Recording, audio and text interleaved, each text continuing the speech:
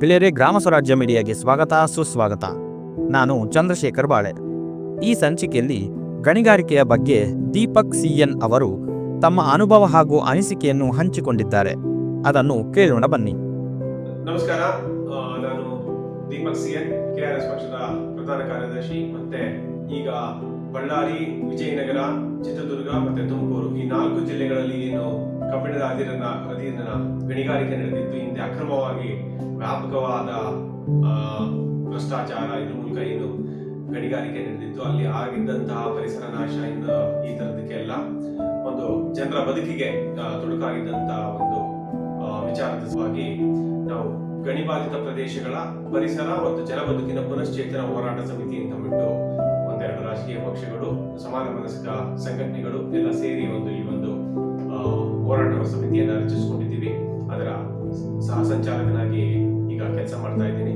ನಿಮಗೆಲ್ಲ ತಿಳಿದಿದೆ, 2008 ಮತ್ತೆ 2011 ಅವಧಿಯಲ್ಲಿ ಏನು 2008ರಲ್ಲಿ ಚೈನಾದಲ್ಲಿ ಬೀಜಿಂಗ್ ಒಲಿಂಪಿಕ್ಸ್ ನಡೀತು. ಅದಕ್ಕೆ ಪೂರ್ವವಾಗಿ 2004ರಿಂದ ಗಣಿಗಾರಿಕೆ ಉತ್ತುಂಗಕ್ಕೆ ಹೋದಂತ ಒಂದು ಸಂದರ್ಭ. ಆ ಸಂದರ್ಭವನ್ನು ಬಳಸಿಕೊಂಡು ಕರ್ನಾಟಕದಲ್ಲಿ ಬಳ್ಳಾರಿ ಜಿಲ್ಲೆಯಲ್ಲಿ ಜನಾರ್ದನ್ ರೆಡ್ಡಿ ಮತ್ತೆ ಅವರ ಸಂಘಟನೆಗಳು ಯಾವ ಮಟ್ಟದಲ್ಲಿ ಅಕ್ರಮ ಗಣಿಗಾರಿಕೆಯಿಂದ ಮಾಡಿದ್ರು ಮತ್ತೆ ಗಣಿಗಾರಿಕೆಯಿಂದ ಏನೇನೆಲ್ಲ ಲೂಟಿ ಹೊಡೆದ್ರು ಅಂತ ಬಿಟ್ಟು ಒಂದಷ್ಟು ವಿಚಾರಗಳು ರಾಜ್ಯದ ಜನರಿಗೆ ತಿಳಿದಿದೆ.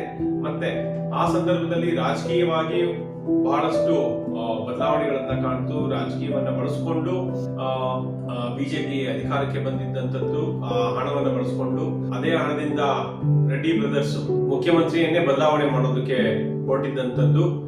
ಮತ್ತೆ ಅದಕ್ಕೆ ಸಿಲುಕೊಂಡಂತ ಅಂದಿನ ಮುಖ್ಯಮಂತ್ರಿ ಯಡಿಯೂರಪ್ಪನವರು ಜೈಲಿಗೆ ಹೋಗ್ಬೇಕಾಗಿದ್ದಂತ ಪರಿಸ್ಥಿತಿ ಬಂದದ್ದು. ಇದು ನಡೆದಿರುವಂತ ಘಟನೆ. ಇತ್ತೀಚೆಗೆ ಈ ಒಂದು ಎಲ್ಲ ಅಕ್ರಮಗಳಿಗೆ ಕಾರಣರಾಗಿದ್ದಂತಹ ಜನಾರ್ದನ್ ರೆಡ್ಡಿ ಅವರಿಗೆ ಹೈದರಾಬಾದ್ನ ಜನಪ್ರತಿನಿಧಿಗಳ ಕೋರ್ಟ್ CBI ವಿಶೇಷ ನ್ಯಾಯಾಲಯ 7 ವರ್ಷಗಳ ಶಿಕ್ಷೆಯನ್ನ ವಿಧಿಸಿತು. ಅದು ಮೊದಲನೇ ಕೇಸು.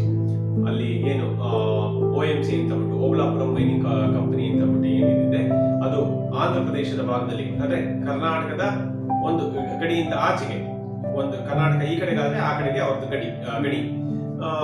ಆದ್ರೆ ಅವರು ಕರ್ನಾಟಕದ ಗಡಿ ರೇಖೆಯನ್ನ ಉಲ್ಲಂಘಿಸಿ ಒಡೆದಾಕಿ, ಅಲ್ಲಿ ಏನು ಬಾಂಧಕಲ್ಗಳು ಅಂತ ಇರುತ್ತೆ ಅದನ್ನ ಒಡೆದಾಕಿ ಕರ್ನಾಟಕದ ಭಾಗಕ್ಕೆ ಬಂದು ಅಲ್ಲಿ ಅಕ್ರಮವಾಗಿ ಗಣಿಗಾರಿಕೆಯನ್ನು ನಡೆಸಿ ಅದರಿಂದ ವ್ಯಾಪಕವಾದ ಮಟ್ಟದಲ್ಲಿ ಹಣವನ್ನ ಗಳಿಸಿರುವಂತದ್ದು. ಮತ್ತೆ ಅಲ್ಲಿ ಎಕ್ಸ್ಟಾರ್ಷನ್ ಮಾಡಿರುವಂತದ್ದು, ಬೇರೆ ಬೇರೆ ಗಣಿಗಳ ಮಾಲೀಕರಿಂದ ಅವರು ಹಣ ವಸೂಲಿ ಮಾಡಿರುವಂತದ್ದು ಅಥವಾ ಅವ್ರದನ್ನ ಆಕ್ರಮಿಸಿಕೊಂಡು ಗಣಿ ಸಂಪತ್ತನ್ನ ಲೂಟಿ ಮಾಡಿರುವಂತದ್ದು. ಇದು ಇಡೀ ಒಂದು ವ್ಯವಸ್ಥೆಯೇ ಅವರಿಗೆ ಪೂರಕವಾಗಿ ಕೆಲಸ ಮಾಡಿದಂತದ್ದು ನಡೆದಿದೆ.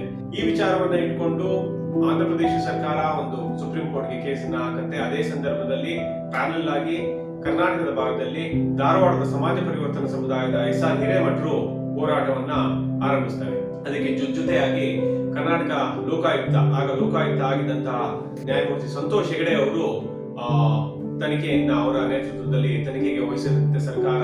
ತನಿಖೆಯನ್ನ ಮಾಡ್ತಾರೆ. 2009ರ ಅವಧಿಯಲ್ಲಿ 3 ಘಟನೆಗಳು ನಡೆಯುತ್ತವೆ.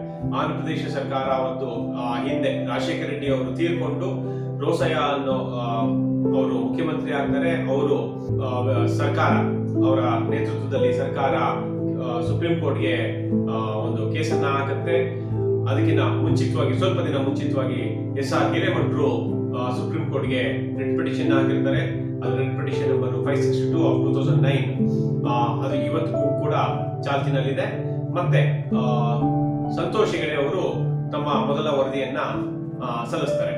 ಆದ್ರೆ ಸಂತೋಷ್ ಹೆಗಡೆ ಅವರು ಸಲ್ಲಿಸಿದಂತ ವರದಿನಲ್ಲಿ ವಿಸ್ಫೋಟಕ ಅನ್ನೋ ರೀತಿಯಲ್ಲಿ ಅಂಶಗಳು ಕಂಡುಬರುತ್ತೆ. ಇದನ್ನೆಲ್ಲ ಸರ್ಕಾರ ಮುಚ್ಚಿಡುವಂತ ಒಂದು ಯೋಜನೆಯನ್ನ ಮಾಡ್ತಾ ಇರುವಂತ ಸಂದರ್ಭದಲ್ಲಿ ಆ ವರದಿಯನ್ನ ಆಧಾರವಾಗಿ ಇಟ್ಕೊಂಡು SR ಹಿರೇಮಠರು ಸುಪ್ರೀಂ ಕೋರ್ಟ್ ನಲ್ಲಿ ತಮ್ಮ ಹೋರಾಟವನ್ನ, ಅಕ್ರಮ ಗಣಿಗಾರಿಕೆಯ ವಿರುದ್ಧ ಹೋರಾಟವನ್ನ ಆರಂಭಿಸ್ತಾರೆ. ತದನಂತರ 2011ರಲ್ಲಿ ಈ ವಿಚಾರವಾಗಿ ಸುಪ್ರೀಂ ಕೋರ್ಟ್ ಸಂಪೂರ್ಣವಾಗಿ ಇಲ್ಲಿ ಏನು ವ್ಯಾಪಕವಾಗಿ ಅಕ್ರಮಗಳು ನಡೆದಿರುತ್ತೆ, ಸುಮಾರು 166 ಗಣಿಗಳಿರುತ್ತವೆ ಕರ್ನಾಟಕದ ಭಾಗದಲ್ಲಿ, ಆ ವಸ್ತುವನ್ನು ಸಂಪೂರ್ಣವಾಗಿ ನಿಲ್ಲಿಸಬೇಕು ಅಂತ ಬಿಟ್ಟು ಒಂದು ಆದೇಶವನ್ನ ಕೊಡುತ್ತೆ. ತದನಂತರ ಅಲ್ಲಿ ಎ ಬಿ ಸಿ ಅನ್ನೋ ಕೆಟಗರಿನಲ್ಲಿ ಮೈನ್ಗಳನ್ನ ವಿಂಗಡಣೆ ಮಾಡಲಾಗುತ್ತೆ. ಎ ಕೆಟಗರಿನಲ್ಲಿ ಏನು ಗಣಿಗಳು ಬರುತ್ತವೆ ಅವು ಯಾವುದೇ ರೀತಿಯ ಅಕ್ರಮಗಳನ್ನ ಉಲ್ಲಂಘನೆಗಳನ್ನ ಕಾನೂನು ಉಲ್ಲಂಘನೆಗಳನ್ನ ಮಾಡದೇ ಇರುವಂತಹ ಗಣಿಗಳು.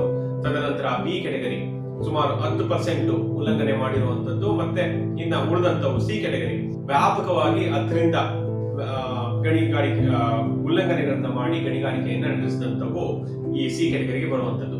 ಆ ಸಿ ಕೆಟಗರಿಯ ಸಂಪೂರ್ಣ ಲೈಸೆನ್ಸ್ ಅನ್ನ ರದ್ದುಪಡಿಸಿ ಅದನ್ನ ಸರ್ಕಾರದ ವಶಕ್ಕೆ ಕೊಡುವಂತ ಒಂದು ಕೆಲಸ ಆಗುತ್ತೆ. ಸುಪ್ರೀಂ ಕೋರ್ಟ್ ತನ್ನ ಆರ್ಡರ್ ಅಲ್ಲಿ ಹೇಳುತ್ತೆ.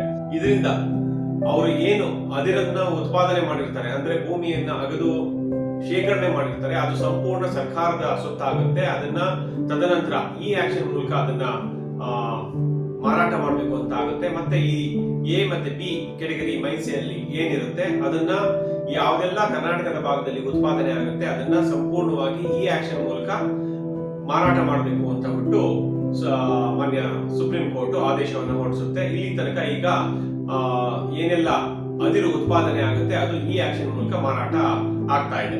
ಇಲ್ಲಿ ಅಕ್ರಮ ಗಣಿಗಾರಿಕೆ ನಡೆಯುವಂತ ಸಂದರ್ಭದಲ್ಲಿ ಏನು ಚೈನಾ ಭೂಮಿ ಇತ್ತು ಆ ಸಂದರ್ಭದಲ್ಲಿ ಸುಮಾರು 40 ಮಿಲಿಯನ್ ಟನ್ ಗಣಿಗಾರಿಕೆಯ ಮೂಲಕ ಕಬ್ಬಿಣದ ಅದಿರನ್ನು ಕರ್ನಾಟಕದಲ್ಲಿ 4 ಜಿಲ್ಲೆ, ಅಂದಿನ ಬಳ್ಳಾರಿ, ಅವಾಗ ಬಳ್ಳಾರಿ ಮತ್ತೆ ವಿಜಯನಗರ ಇವ ಒಂದೇ ಜಿಲ್ಲೆ ಆಗಿತ್ತು, ಈಗ 2 ಜಿಲ್ಲೆ, ತುಮಕೂರು ಮತ್ತೆ ಚಿತ್ರದುರ್ಗ, ಈ 4 ಜಿಲ್ಲೆಗಳಿಂದ ಕಬ್ಬಿಣದ ಅದಿರನ್ನ ಉತ್ಪಾದನೆ ಮಾಡಲಾಗ್ತಿದೆ. ಈಗಲೂ ಕೂಡ ಅದು ಕಂಟಿನ್ಯೂ ಆಗ್ತಾ ಇದೆ. ಆದ್ರೆ ಆ ಸಂದರ್ಭದಲ್ಲಿ ವ್ಯಾಪಕವಾಗಿ ಕಬ್ಬಿಣದ ಅದಿರನ್ನ ಎಕ್ಸ್ಪೋರ್ಟ್ ಮಾಡಲಾಗ್ತಿತ್ತು. ಆದ್ರೆ ಈಗ ಸಂಪೂರ್ಣವಾಗಿ ಕೇವಲ ಚಿತ್ರದುರ್ಗದಲ್ಲಿ ಸೇಸಾಗೋವಾ ಅನ್ನೋದು ಅಥವಾ ವೇದಾಂತ ಗ್ರೂಪ್ ನ ಒಂದು ಗಣಿಗಾರಿಕೆಯನ್ನು ಬಿಟ್ಟರೆ ಬಹುತೇಕ ಸಂಪೂರ್ಣವಾಗಿ ಭಾರತ ದೇಶದಲ್ಲಿ ಅಥವಾ ಕರ್ನಾಟಕದಲ್ಲಿ ಇಂಟರ್ನಲ್ ಕನ್ಸಂಪ್ಷನ್ಗೆ ಉತ್ಪಾದನೆ ಆಗ್ತಾ ಇರುವಂತ ಒಂದು ಸಂಗತಿ ಈಗ ಇದೆ. ಆ ಸಂದರ್ಭದಲ್ಲಿ ಅಕ್ರಮ ಗಣಿಗಾರಿಕೆ ನಡೆಯುವಂತ 2008 ಮತ್ತೆ 2011 ಸಂದರ್ಭದಲ್ಲಿ ಎಕ್ಸ್ಪೋರ್ಟ್ ಆಗ್ತಿತ್ತು. ಇಲ್ಲಿ ಪ್ಯಾರಲ್ ಆಗಿ ಏನಾಗ್ತಿತ್ತು, ಬೇಲೆಕೇರಿ ಒಂದು ಪ್ರಕರಣ ಇದೆ. ಆ ಬೇಲೆಕೇರಿ ಪ್ರಕರಣದಲ್ಲಿ ಏನಾಗಿತ್ತು ಅಂದ್ರೆ ಇಲ್ಲಿ ಅಕ್ರಮವಾಗಿ ಮತ್ತೆ ಫಾರೆಸ್ಟ್ ಇಲ್ಲಿ ಬಹುತೇಕ ಸಂಡೂರು ಮತ್ತೆ ಚಿತ್ರದುರ್ಗ ಮತ್ತೆ ತುಮಕೂರಿನಲ್ಲಿ ಏನು ಗಣಿಗಾರಿಕೆ ನಡೀತಿದೆ ಅದು ಬಹುತೇಕ 90% ಅರಣ್ಯ ಪ್ರದೇಶದಲ್ಲಿ ಗಣಿಗಾರಿಕೆ ನಡೀತಾ ಇರುವಂತದ್ದು. ಅಲ್ಲಿ ಅರಣ್ಯ ನಿಯಮಗಳನ್ನ ಉಲ್ಲಂಘನೆ ಮಾಡಿ ಗಣಿಗಾರಿಕೆ ನಡೆದಿದೆ, ಅಕ್ರಮವಾಗಿ ನಡೆದಿದೆ ಅಂತ ಬಿಟ್ಟು ಕಾರವಾರದ ಪಕ್ಕದಲ್ಲಿ ಬೇಲೆಕೇರಿ ಅಂತ ಏನಿದೆ ಅಲ್ಲಿ ಸುಮಾರು 8 ಲಕ್ಷ ಮೆಟ್ರಿಕ್ ಟನ್ ಅಷ್ಟನ್ನ ಕಬ್ಬಿಣದ ಅದಿರನ್ನ ಜಪ್ತಿ ಮಾಡ್ತಾರೆ ಅರಣ್ಯ ಇಲಾಖೆಯವರು. ಆದ್ರೆ ಆ ಜಪ್ತಿ ಮಾಡಿದಂತ ಅದಿರನ್ನ ಕದ್ದು ಎಕ್ಸ್ಪೋರ್ಟ್ ಮಾಡಲಾಗಿರುತ್ತೆ. ಅದರಲ್ಲಿ ಅನೇಕ ಕಂಪನಿಗಳು ಸಿಗಾಕೊಂಡಿರ್ತಾರೆ, ವ್ಯಕ್ತಿಗಳು ಎಲ್ಲ. ಈಗ 2024 ನವೆಂಬರ್ ಸಂದರ್ಭದಲ್ಲಿ ಇಲ್ಲಿ ಕರ್ನಾಟಕದಲ್ಲಿ ಜನಾರ್ದನ್ ರೆಡ್ಡಿ ಅವರಿಗೆ ಇತ್ತೀಚೆಗೆ ಶಿಕ್ಷೆ ಆಗೋದಕ್ಕಿಂತ ಮುಂಚೆ ಮೊದಲ ಪ್ರಕರಣದಲ್ಲಿ ಒಬ್ಬರಿಗೆ ಯಾರಿಗಾದ್ರೂ ಶಿಕ್ಷೆ ಆಗಿದೆ ಅಂದ್ರೆ ಇಲ್ಲಿ ಈಗ ಕಾರವಾರದ ಶಾಸಕರಾಗಿರುವಂತ ಸತೀಶ್ ಶೈಲ್ ಅವರಿಗೆ 7 ವರ್ಷದ ಶಿಕ್ಷೆ ಆಗುತ್ತೆ. ಅದು 4 ಪ್ರಕರಣಗಳಲ್ಲಿ ಅವರಿಗೆ ಶಿಕ್ಷೆ ಆಗಿದೆ. ಆದ್ರೆ ಅದು ಇನ್ನೂ ಒಂದಷ್ಟು ಕೇಸ್ಗಳು ನಡೀತಾ ಇದಾವೆ. ಇನ್ನೊಂದ್ ಕಡೆ ಅಕ್ರಮ ಗಣಿಗಾರಿಕೆದು 100 ಕೇಸ್ಗಳು ಪ್ರಕರಣಗಳು ಇದಾವೆ. ಇನ್ನು ಕರ್ನಾಟಕದಲ್ಲಿ ಈ ಹಿಂದೆ ಇದ್ದಂತ ಸಿದ್ದರಾಮಯ್ಯನವರ ಸರ್ಕಾರ 2013ರಿಂದ 2018 ತನಕ ಏನಿತ್ತು ಆ ಸಂದರ್ಭದಲ್ಲಿ ಒಂದು ಎಚ್ ಕೆ ಪಾಟೀಲ್ರ ನೇತೃತ್ವದಲ್ಲಿ ಒಂದು ಉಪಸಮಿತಿಯನ್ನ ನೇಮಕ ಮಾಡ್ತಾರೆ ಈ ವಿಚಾರದ ಬಗ್ಗೆ. ಅವರು ಕೊಟ್ಟಿರುವಂತ ಒಂದು ವರದಿ ಅಂದ್ರೆ ಮಾಧ್ಯಮಗಳಲ್ಲಿ ಬಂದಿರುವಂತದ್ದು ಮತ್ತೆ ಅವರ ಕೆಲವು ಇಂಟರ್ನಲ್ ಡಾಕ್ಯುಮೆಂಟ್ಸ್ ಪ್ರಕಾರ ಸುಮಾರು 1.5 ಲಕ್ಷ ಕೋಟಿ ಪ್ರಮಾಣದಷ್ಟು ಅಕ್ರಮವಾಗಿ ಅದಿರನ್ನ ಕಳ್ಳಸಾಗಣೆ ಮಾಡಲಾಗಿದೆ ಅಂತ ಅಂದ್ಬಿಟ್ಟು ಅವರು ಕೊಟ್ಟಿರುವಂತಹ ವರದಿ. ಅಂದ್ರೆ ಸರ್ಕಾರಕ್ಕೆ ಮತ್ತೆ ಒಟ್ಟಾರೆ ರಾಜ್ಯಕ್ಕೆ ನಷ್ಟ ಆಗಿರುವಂತದ್ದು 1.5 ಲಕ್ಷ ಕೋಟಿಯಷ್ಟು ಹಣ ರಾಯಲ್ಟಿಯಿಂದ ಬರಬೇಕಾಗಿರುವಂತದ್ದು. ಒಟ್ಟಾರೆ ಆ ಅದಿರನ ಮೌಲ್ಯ ಅಷ್ಟಿದೆ. ಇದು ನಿಮಗೆ ಗೊತ್ತಾಗುತ್ತೆ ಯಾವ ಮಟ್ಟದಲ್ಲಿ ಅಕ್ರಮ ಗಣಿಗಾರಿಕೆ ನಡೆದಿದೆ, ಎಷ್ಟು ಮಟ್ಟಿಗೆ ಲೂಟಿ ನಡೆದಿದೆ, ಮತ್ತೆ ಏನೆಲ್ಲ ಅವ್ಯವಹಾರಗಳು ಏನೇ ಆಗಿದೆ ಅಂತ. ಇದು ನಾನು ಇವತ್ತು ಹೇಳ್ಬೇಕಾಗಿರುವಂತಹ ಒಂದಷ್ಟು ವಿಚಾರಗಳಿಗೆ ಹಿನ್ನೆಲೆಯಾಗಿ ನಿಮ್ಗೆಲ್ಲ ತಿಳಿಸ್ತಾ ಇರುವಂತದ್ದು. 2009ರಲ್ಲಿ ಏನು SR ಹಿರೇಮಠರು ಹಾಕಿರುವಂತ ಒಂದು ಪ್ರಕರಣ ಏನಿದೆ, ಸಾರ್ವಜನಿಕ ಹಿತಾಸಕ್ತಿ ಪ್ರಕರಣ, ಅದು 562/2009, ಅದು ಇವತ್ತುವರೆಗೂ ಕಂಟಿನ್ಯೂ ಆಗ್ತಿದೆ. ಈ ವಿಚಾರಗಳಿಗೆ ಏನೇನೆಲ್ಲ 2013ರಲ್ಲಿ ಅದು ಒಂದು ಫೈನಲ್ ಆರ್ಡರ್ ಅಂತ ಅಂದ್ಬಿಟ್ಟು ಕೊಟ್ಟರು. ಆದ್ರೆ ಅದಕ್ಕೆ ಸಂಬಂಧಿತ ವಿಚಾರಗಳು ಇನ್ನೂ 100 ವಿಚಾರಗಳು ಅದಕ್ಕೆ ಅಂಟ್ಕೊಂಡಿರೋದ್ರಿಂದ ಆ ಒಂದು ಪ್ರಕರಣ ನಿರಂತರವಾಗಿ ನಡ್ಕೊಂಡು ಬಂದಿದೆ. ಅಲ್ಲಿ 2012ರಲ್ಲಿ ಒಂದು ವಿಚಾರ ಬರುತ್ತೆ. ಈ ಪ್ರಕೃತಿಯನ್ನ ಮತ್ತೆ ಜನರನ್ನ ಬದುಕನ್ನ ಹಾಳು ಮಾಡಿರುವಂತಹ ಒಂದು ಗಣಿಗಾರಿಕೆಯಿಂದ ಅಲ್ಲಿ ಅದನ್ನ ಪುನರುಜ್ಜೀವನ ಮಾಡಬೇಕು, ಮತ್ತೆ ಅದು ಪುನಶ್ಚೇತನ ಮಾಡುವಂತ ಒಂದು ಕೆಲಸ ಆಗ್ಬೇಕು ಅಂತ. ಅದಕ್ಕೆ ಮನೆ ಎಸ್.ಆರ್. ಹಿರೇಮಠರು ಒಂದು ಮನವಿಯನ್ನ ಮಾಡ್ತಾರೆ ಸುಪ್ರೀಂ ಕೋರ್ಟ್ಗೆ. ಏನಂದ್ರೆ ಈ ಗಣಿಗಾರಿಕೆಯಿಂದ ಬರುವಂತ ಒಂದಷ್ಟು ಹಣವನ್ನ ಅದಕ್ಕೇನೆ ಅಲ್ಲಿ ವಿನಿಯೋಗಿಸಬೇಕು. ಈಗ ಏನಾಗ್ತಿದೆ, ಅದು ರಾಜ್ಯ ಸರ್ಕಾರಕ್ಕೆ ಹೋಗುತ್ತೆ. ರಾಜ್ಯ ಸರ್ಕಾರದಿಂದ ಯಾವುದೇ ರೀತಿಯಲ್ಲಿ ಇಲ್ಲಿ ಅಭಿವೃದ್ಧಿ ಮಾಡುವಂಥದ್ದು ಒಂದು ಏನು ಹ್ಯೂಮನ್ ಡೆವಲಪ್ಮೆಂಟ್ ಇಂಡೆಕ್ಸ್ ಆಗಲಿ ಅಥವಾ ಅವರ ಉದ್ಯೋಗಕ್ಕಾಗಲಿ ಯಾವುದೇ ರೀತಿಯ ಸಹಾಯ ಆಗ್ತಾ ಇಲ್ಲ.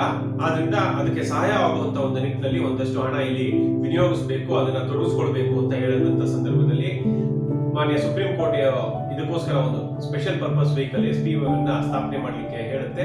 ಅದರ ಪ್ರಕಾರ 2014ರಲ್ಲಿ KMERC Karnataka mining environmental restoration corporation ಅಂತ ಅಂದ್ಬಿಟ್ಟು ಒಂದು ನಿಗಮವು ಸ್ಥಾಪನೆ ಆಗುತ್ತೆ. ಅದು ಇವತ್ತಿಗೆ ಸುಮಾರು 30,000 ಕೋಟಿ ಈ ಗಣಿಗಾರಿಕೆಯಲ್ಲಿ ಏನು ಒಂದು ಟನ್ ಸೇಲ್ ಆದ್ರೆ ಅದರಲ್ಲಿ ಬರುವಂತ ಒಂದು 10% ಹಣವನ್ನ ಇದಕ್ಕೋಸ್ಕರ ಅವರು ಕೊಡ್ಬೇಕಾಗುತ್ತೆ. ಯಾವುದೇ ಗಣಿ ಆಗಿರಲಿ ಕರ್ನಾಟಕದ ಭಾಗದಲ್ಲಿ ಕಬ್ಬಿಣದ ಅದರನ್ನ ಈ 4 ಜಿಲ್ಲೆಗಳಲ್ಲಿ ಕಬ್ಬಿಣದ ಗಣಿಗಾರಿಕೆ ನಡೆಸ್ತಾ ಇರುವಂತಹ ಸಂದರ್ಭದಲ್ಲಿ ಅವರು ಅದನ್ನ ಕೊಡ್ಬೇಕಾಗುತ್ತೆ.